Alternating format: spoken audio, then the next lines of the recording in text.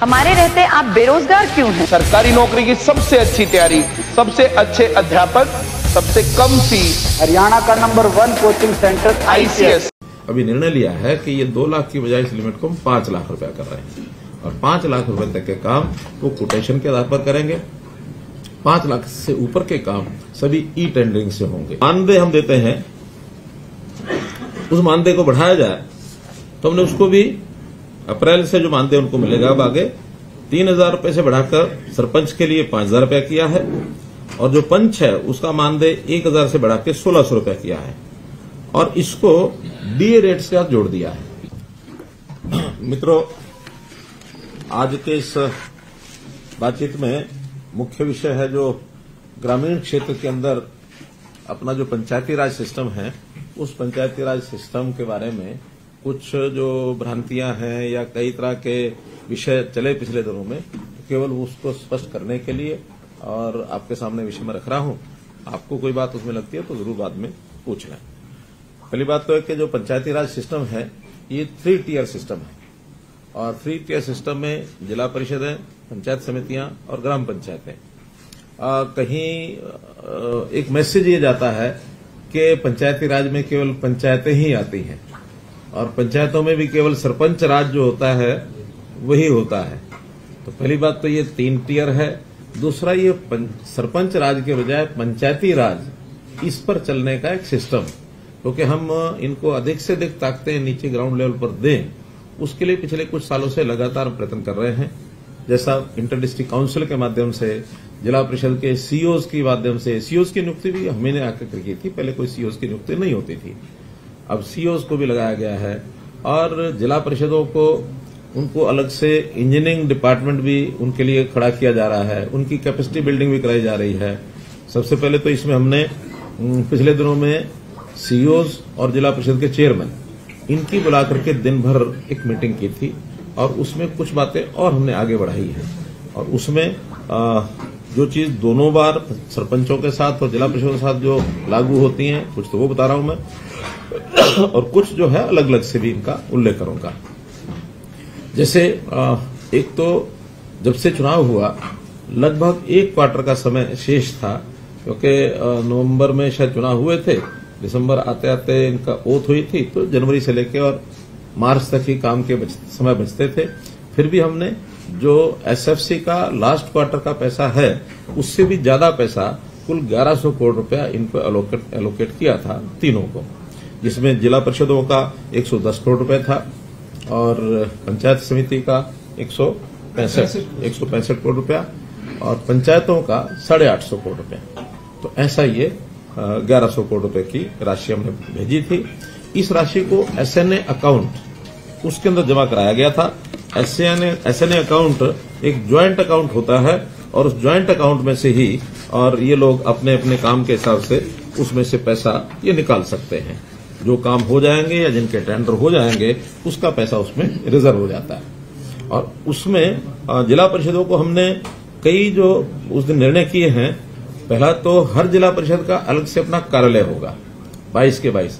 अभी कहीं एडीसी कार्यालय में बैठते थे, कभी डीसी कार्यालय में 2 कमरे होते थे, कहीं कहीं कोई किराया वराया पर लेकर रखते थे, लेकिन हमने हर एक जिला परिषद का अलग से कार्यालय हो, सीओ वहां सरकारी अधिकारी बैठेगा और जिला परिषद चेयरमैन, वाइस चेयरमैन, उनका अपना एक वहां सिस्टम होगा, मीटिंग्स वहां करेंगे, उनका स्टाफ वहां बैठेगा। तो ये सारा एक विषय किया गया है। इंजीनियरिंग विंग की जैसे मैंने बताई उसका गठन किया जाएगा। कर्नाटक में इसका बहुत अच्छा उदाहरण है जिला परिषदों का, वहां अच्छी सशक्त हैं और हमने ये भी किया है कि कुछ प्रतिनिधि जिला परिषद का, एक आध आदमी, एक आध पंचायत समिति का, सरपंचों में से भी और कुछ हमारे अधिकारी जहां जहां पंचायती राज सिस्टम अच्छा है उसको अध्ययन करने के लिए भी जाएंगे, ताकि वहां क्या अच्छा है उसको बेस्ट प्रैक्टिसेस जो भी हैं देश भर में उनको अडॉप्ट करेंगे। ये हमने तय किया है। जिला परिषद को हमने जो कुछ काम उनको जिम्मे लगा दिए हैं, जिसमें जिला परिषद बस क्यू शेल्टर्स, ई लाइब्रेरीज और शिवधाम योजना के अंतर्गत जो शमशान घाट और कब्रिस्तान के जो 4 काम हमने तय किए हैं वो सब,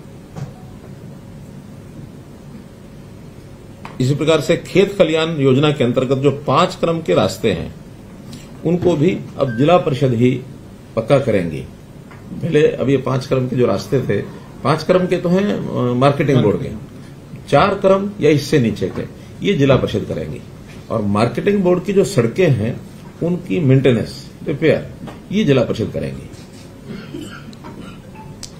हर ब्लॉक में 5 बड़े गांव जिनकी सबसे ज्यादा आबादी है या 10,000 के आबादी के सब गांव, अगर वो 5 से ज्यादा भी हैं ब्लॉक में, तो वो भी उसके अंदर स्ट्रीट लाइट लगाने की जो व्यवस्था है ये जिला परिषद के द्वारा कराई जाएगी। ग्रामीण क्षेत्र में पीएचसी, स्कूल मरम्मत का कार्य ये भी जिला परिषदें करेंगी। आंगनवाड़ी भवन तथा उसका रखरखाव, मिड डे मील योजना की मॉनिटरिंग और इसका फीडबैक ये भी सब जिला परिषद के जिम्मे लगाया है।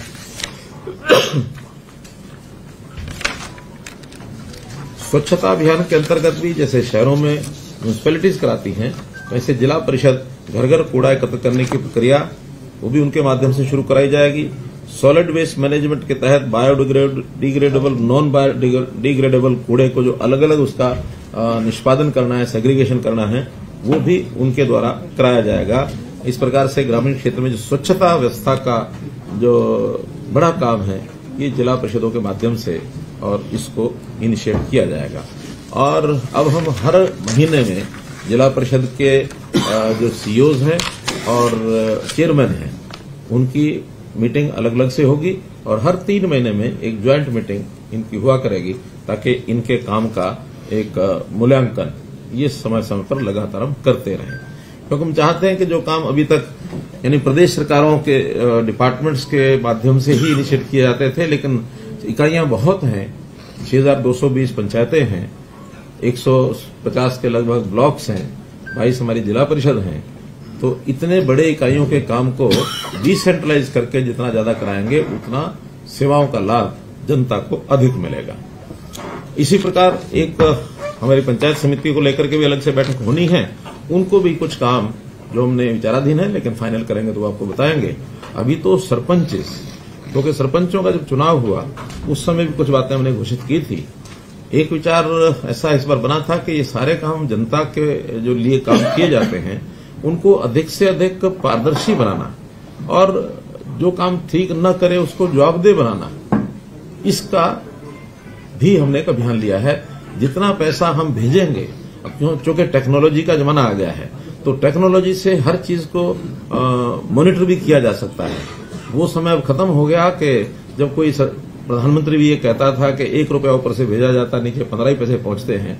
अब तो टेक्निकली 1 रुपया अगर भेजा जाएगा तो 1 ही रुपया खाते में नीचे जाएगा, बीच में कोई स्कोप नहीं है उसमें से कोई एक भी पैसा निकाल ले। तो इसलिए उस पारदर्शिता को लाने के लिए ई टेंडरिंग की व्यवस्था हमने शुरू की थी और ई टेंडरिंग की व्यवस्था में एक लिमिट, जो कि पहले तो तकरीबन बड़ी राशि का काम सरपंच ई टेंडरिंग के बनाई करवाते थे, लेकिन इस बार एक लिमिट लगाई थी हमने पहले तो 2 लाख रुपए की, कि 2 लाख रुपए से नीचे के जो काम हैं वो लोग कोटेशन के आधार पर करा सकते हैं। 2 लाख या इससे ऊपर के काम सारे ई टेंडरिंग पर होंगे। अब थोड़ा विवाद हुआ कि नहीं 2 लाख रुपया बहुत कम है, इससे तो शायद एक गली भी नहीं बनती है, फिर हमें अलग अलग से छोटे छोटे काम कराने पड़ते हैं। उनकी मांग को ध्यान में रखते हुए, मांग तो बहुत ज्यादा थी लेकिन हमने सब विचार विमर्श करने के बाद बहुत से सरपंचों से अलग अलग भी बात हुई, जनता के लोगों से भी बात हुई। सो फॉर सो अभी 2 दिन पहले हिसार में किसानों का एक मेला था, कृषि मेला। कृषि मेला में लगभग 10,000 से ऊपर संख्या थी जहां मेरा संबोधन हुआ और मैंने खुल करके पूछा, मैंने कहा ये ई टेंडरिंग के विषय में हमको जो हमारा स्टैंड है ठीक है कि नहीं है। तो सब ने हाथ खड़े करके और खूब तालियां बजाकर कहा कि ये बहुत अच्छा स्टेप है, इससे भ्रष्टाचार भी रुकेगा, पारदर्शिता भी होगी, काम करने वाले लोगों को, नए लोगों को भरने का भी अवसर मिलेगा, वरना तो वही फिर अपने अपने लोग और घूम घाम के उन्हीं को काम मिलता वही करते हैं, दूसरे नए आदमी को आने का अवसर मिलता नहीं है। तो ई टेंडरिंग के कई फायदे हमारे हैं। तो उसमें से मैं ये तो नहीं कह सकता कि हर एक सरपंच मान गया होगा, लेकिन अधिकांश सरपंचों ने हमारी बात मान करके और काम कराने शुरू कर दिए हैं। हमने इसमें थोड़ा उनकी डिमांड को ध्यान में रखते हुए अभी निर्णय लिया है कि ये 2 लाख की बजाय इस लिमिट को हम 5 लाख रुपया कर रहे हैं और 5 लाख रुपए तक के काम वो कोटेशन के आधार पर करेंगे। 5 लाख से ऊपर के काम सभी ई टेंडरिंग से होंगे। हाँ, 5 लाख तक के काम जो हमारी बातचीत तो सारे प्रतिनिधिमंडल से हुई है, उन्होंने उसको स्वीकार किया कि जो भी कोटेशन का काम होगा, लिमिट चाहे कुछ भी होगी, लेकिन उसका ऑडिट ये जरूर होगा और ऑडिट का सिस्टम भी अब जिसको कहना चाहिए कि ऑनलाइन प्रणाली से ही होगा। ऑनलाइन प्रणाली से ही उसके जो एस्टीमेट हैं वो तैयार किए जाएंगे, ऑनलाइन उसकी एमबी भरनी होगी, बिल भी अपलोड होंगे, भुगतान जो है वो भी एक कॉमन पोर्टल से होगा। विषय आएगा रेट का। रेट्स दो प्रकार के ये प्रचलित हैं। एक है HSR rates, Haryana scheduled rates, दूसरे हैं डीसी रेट्स। लोकल लेवल पर डीसी रेट शायद इसीलिए बनाए गए हैं कि हर जिले में इस प्रकार की चीजों के रेट थोड़ा डिफर करते हैं, चाहे रेत का रेट है, चाहे ईंटों का रेट है, चाहे मानो टाइल्स का रेट है, क्योंकि जो बल्कि मटेरियल होता है उस रेट को वहां के लोकल परिस्थिति के हिसाब से रखना पड़ता है, उसका फ्रेट कितना लगता है, कितनी दूर से लाना पड़ता है, इसलिए एक ही रेट नहीं रखा जा सकता। जहां ईंटें बनती हैं वहां थोड़ी सस्ती मिलेंगी, जहां ईंटें बनती ही नहीं है, दूर से आती हैं, तो स्वाभाविक है ईंट के रेट से एक बहुत बड़ा प्रतिशत उसका फ्रेट में जाएगा। यही स्थिति मिट्टी की, रेत की, इंटरलॉकिंग टाइल्स की, कभी कभी मजदूरी भी अलग अलग होती है। कुछ स्थानों पर मजदूरी सस्ती होती है, कहीं कहीं एनसीआर एरिया में मजदूर महंगा मिलता है, तो उन रेट्स का थोड़ा डिफरेंस ये हमेशा रहता रहा है। इसमें अब उनकी मांग क्या थी कि इन रेट्स को रियल लेवल पर लाया जाए जो मार्केट रेट है।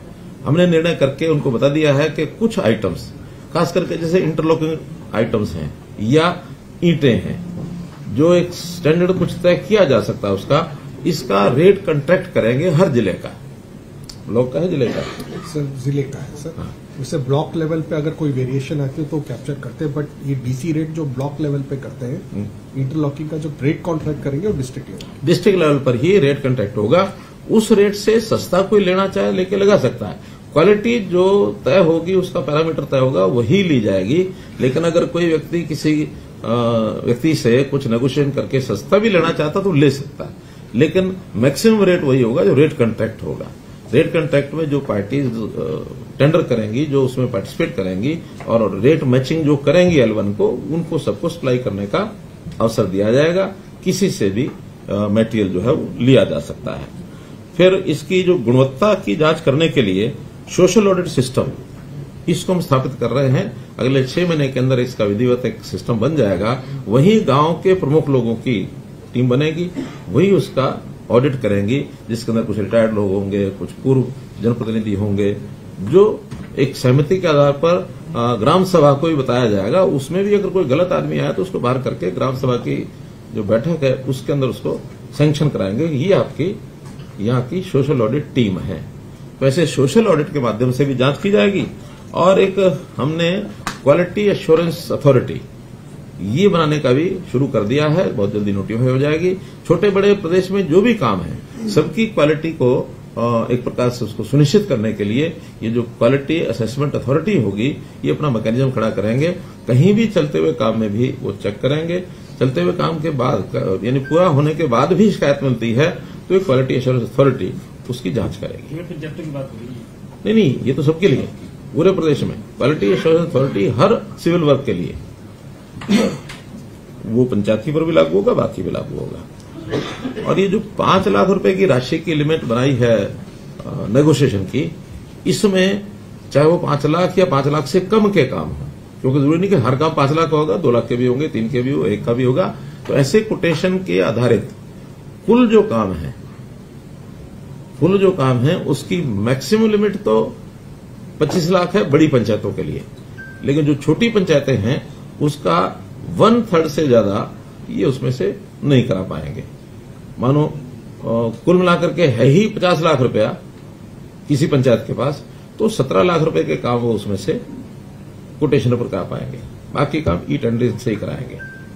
तो ऐसे इसमें कोई और नया कुछ सुझाव आएगा। मानो बहुत छोटी पंचायतें भी कहीं कहीं हैं, है ही 5-7 लाख रुपया साल का जाता।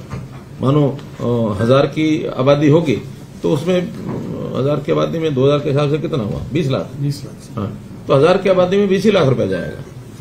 तो उनके काम भी उतने छोटे छोटे उतने ही होंगे। अगर वहां बड़े काम का स्कोप नहीं होगा तो छोटे काम का दोबारा से भी सोच सकते हैं। लेकिन अभी पहले चरण में हमने ये सोचा कि कोटेशन के काम जो हैं वो मैक्सिमम तो 25 लाख, लेकिन 1/3 से ज्यादा नहीं सालाना।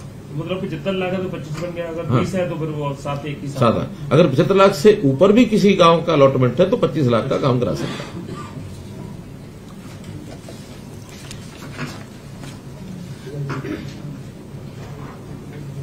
भाई ये 1/3 नहीं है, हमारे निर्णय में ये 50% है। 50%।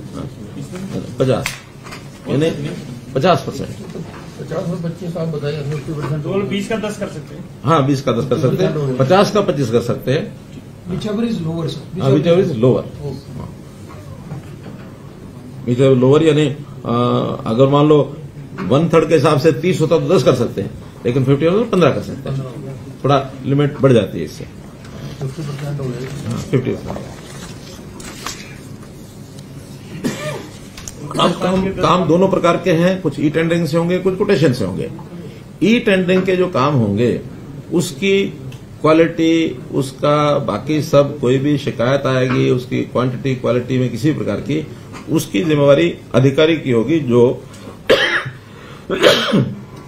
हमारा इंजीनियरिंग डिपार्टमेंट है, जो उसकी गुणवत्ता को यानी तकनीकी रूप से जो जिम्मेवार है, जो साइन करेगा, जो उसको फाइनल करेगा, वो उसकी होगी। लेकिन जो कोटेशन के ऊपर किए जाने वाले काम है, इसकी जिम्मेवारी सरपंच की होगी, क्योंकि कोटेशन का काम सब उसी के ऊपर आधारित है। उसने किससे काम कराना है, कैसा काम हुआ, कैसे उसने मटेरियल लगाया, क्या किया, तो वो जिम्मेवारी सरपंच की होगी।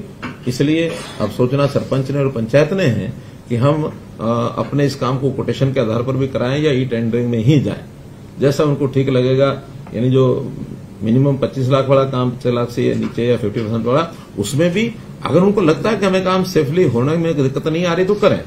अगर उनको लगता है कि नहीं, इसमें तो हमें ही कठिनाई आ रही है, तो फिर ई टेंडर में चले जाए, छोटे काम भी चले जाए। तो 25 लाख तक भी टेंडरिंग में जा सकते हैं। जा सकते हैं, उससे नीचे वाले तो जा ही सकते हैं, उससे ऊपर नहीं जा सकते। 5 से नीचे वाला, 5 से ऊपर तो ई टेंडरिंग है। हाँ, 5 लाख से ऊपर के तो ई टेंडरिंग है ही है। एक विषय था कि इनको जो मानदेय हम देते हैं, उस मानदेय को बढ़ाया जाए, तो हमने उसको भी अप्रैल से जो मानदेय उनको मिलेगा अब आगे 3,000 रुपए से बढ़ाकर सरपंच के लिए 5,000 रुपया किया है, और जो पंच है उसका मानदेय 1,000 से बढ़ा के 1,600 रुपया किया है, और इसको डीए रेट से जोड़ दिया है। यानी जो बेसिक 3,000 और 1,000 है, इसके ऊपर डीए, जैसे आज की डेट में वैसे तो डीए 40-42% ही है, 42%। हाँ, तो 42% के हिसाब से तो ये बनता है 4,200 रुपया, लेकिन अभी हमने उसको 5,000 कर दिया है। इसी प्रकार से 1,000 का भी वो 1,400 बनता है, उसको 1,600 कर दिया। तो ये डीए बढ़ते बढ़ते 60% से जब ऊपर हो जाएगा, तब उनका उस डीए के हिसाब से जो उचित होगा वो फिर 5,000 से भी ऊपर वो जा सकते हैं सरपंच, और ये 1,600 रुपए से भी ऊपर जा सकते हैं। As per calculation of DA ये इनके रेट हर 6 महीने के हिसाब से वो बढ़ते जाएंगे। कार्यकाल कभी किसी का कितना ही हो, लेकिन अभी जो बेसिक 2016 के रेट से ये बढ़ेगा, 2026 में इसको फिर रिवाइज किया जाएगा। फिर बिजली की जो बिलों के ऊपर 2% का हमने एक पंचायत कर लगाया है, उसको भी पंचायतों को रेगुलर 3 महीने में दिया जाएगा। अभी तक जो पिछला बचा हुआ है वो 1 अप्रैल 23 के बाद सब कैलकुलेशन करा रहे हैं, तुरंत पिछला जो एरियर है वो भी उनको मिलेगा आगे हर 3 महीने में, क्योंकि बिजली के जो बिल होते हैं वो उनसे लेने होते हैं।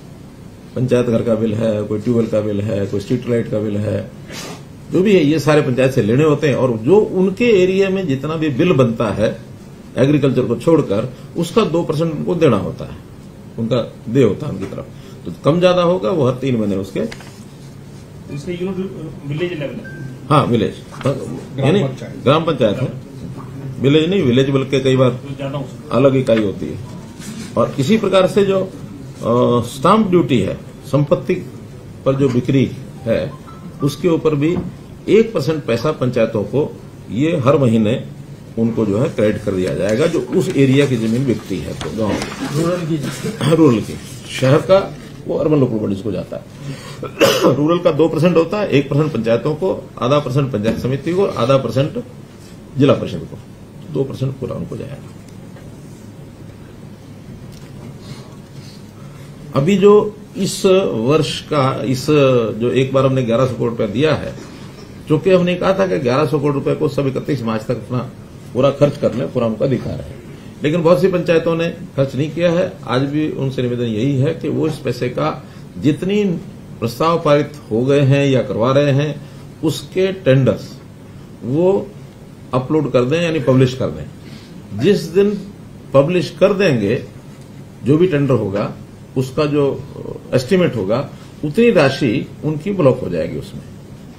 वैसे तो सामान्यतः उस अकाउंट में से पैसे तब निकालते हैं जब पेमेंट करनी होती है, लेकिन हम ये भी सुविधा दे रहे हैं कि अभी भी वो टेंडर पब्लिश करेंगे उसी दिन से वो राशि उनकी 31 मार्च से पहले वो उनके लिए हो जाएगी, बाकी जो है वो अगले साल में चली जाएगी। तो कोटेशन वाले होंगे? हाँ, कोटेशन वो बताने वाला। पहले तो ये है ई टेंडरिंग का कोटेशन में भी 25 मार्च तक जितनी कोटेशंस उनका वर्क अलॉट हो गया होगा वो तो पैसा उसमें से रिजर्व हो ही जाएगा।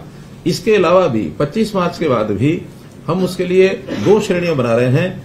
उन 2 श्रेणियों में एक के लिए 5 लाख रिजर्व रख रहे हैं, दूसरे के लिए 10 लाख, ताकि इस 5 लाख और 10 लाख को भी 25 मार्च से 31 मार्च तक वो यूज कर सकेंगे, और वो नहीं करेंगे तो वो भी फिर आगे चला जाएगा। तो इस प्रकार से श्रेणी बनाई है। जिनकी टोटल राशि सैंक्शन 20 लाख तक है उनके लिए 5 लाख रुपए छोड़ेंगे, और जिनकी राशि 20 लाख से ऊपर है उनके लिए 10 लाख छोड़ेंगे, ताकि इस राशि को 5 दिनों में और भी कुछ छोटा बड़ा काम उनको ध्यान में आता है तो वो उसको करा सकते हैं। बाकी सब काम 1 अप्रैल से नए साल का जितना भी पैसा है वो 1 अप्रैल से फिर उनको इसी प्रकार से उपलब्ध हो जाएगा एसएनए अकाउंट में। और ये अकाउंट हर वर्ष यानी 4 बार में दिया जाएगा उनको, जो एसएनए अकाउंट में क्वार्टर वाइज। जो ये पैसा बचेगा ये नहीं, ये तो खत्म ही हो गया, यानी अगला और मिल जाएगा उनको अप्रैल में। और उनको क्वार्टर में खर्च करना है, पहले क्वार्टर में 30%, दूसरे क्वार्टर में 30%, तीसरे में 20%, चौथे में 20%, 30-30-20-20। जो पैसा उनका है वो उन्हीं का है। हाँ, बचे हुए पैसे का उपयोग जहां जरूरत ज्यादा है या जिन लोगों ने काम ज्यादा कराना है उनको ट्रांसफर करेंगे, पैसा वो उन्हीं का है। और इस समय तक जो कामों का हमारे पास ये जो शर्त लगा रहे हैं, ये तो पंचायतों की अपनी आमदन का पैसा एक हम सरकार से भेजते हैं, तो ये जो सरकार से भेजते हैं उसी की बात है। हाँ, अपना तो उनके पास वो उनका है ही है। ये तो सरकार से जो उनको स्टेट फाइनेंस कमीशन का पैसा दिया जाता है उसी के लिए। हमने जो 1100 करोड़ दिया ये स्टेट फाइनेंस कमीशन का ही है, इसमें सेंट्रल वाला पैसा नहीं है, इसमें उनकी अपनी आमदन नहीं है, इसमें स्टैंप ड्यूटी नहीं है, इसमें ये जो बिजली का बिल वो नहीं है, सिर्फ स्टेट फाइनेंस कमीशन का जो पैसा 1100 रुपए दिया।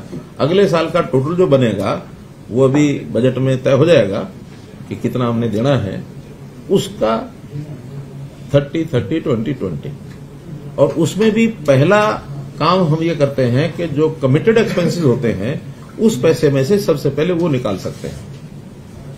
सैलरी है, कोई इंटरेस्ट देना किसी चीज का, कोई किराया देना है, या बिजली का पैसा आया कम है देना ज्यादा है वो दिया जा सकता है। तो जो कमिटेड एक्सपेंस देना है वो तो देना ही है। विकास के काम के लिए जो बाकी बचा पैसा उसको वो यूज करेंगे। अभी तक जो स्टेटस है, कुल 6220 पंचायतें हैं, 217 हैं जो चुनी गई थी, 3 पंचायतों का चुनाव नहीं हुआ था, तो 6217 में अभी तक 5048 पंचायतों ने प्रस्ताव पारित किए हैं। 1169 पंचायतें ही ऐसी हैं जिन्होंने भी कोई प्रस्ताव पारित नहीं किया, और इसमें 2 लाख से नीचे के, 2 लाख के ऊपर के, कुछ पंचायतों ने दोनों किए हैं, 2 लाख नीचे ऊपर दोनों। तो ऐसे कुल काम 9418 काम हैं जो आज की डेट तक प्रस्ताव पारित हो चुके हैं। राशि का इसमें अभी मेरे पास नहीं आया है, लेकिन पंचायतें हैं 6217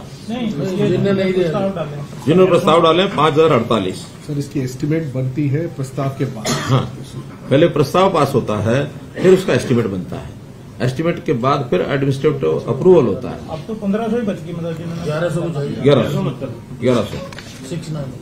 1169 हैं जिन्होंने अभी प्रस्ताव डाला नहीं है। लेकिन चूंकि अभी तक कुछ लोग हो सकता है इस निर्णय के इंतजार में हो, कितना होगा कितना नहीं होगा, आज निर्णय कर दिया है।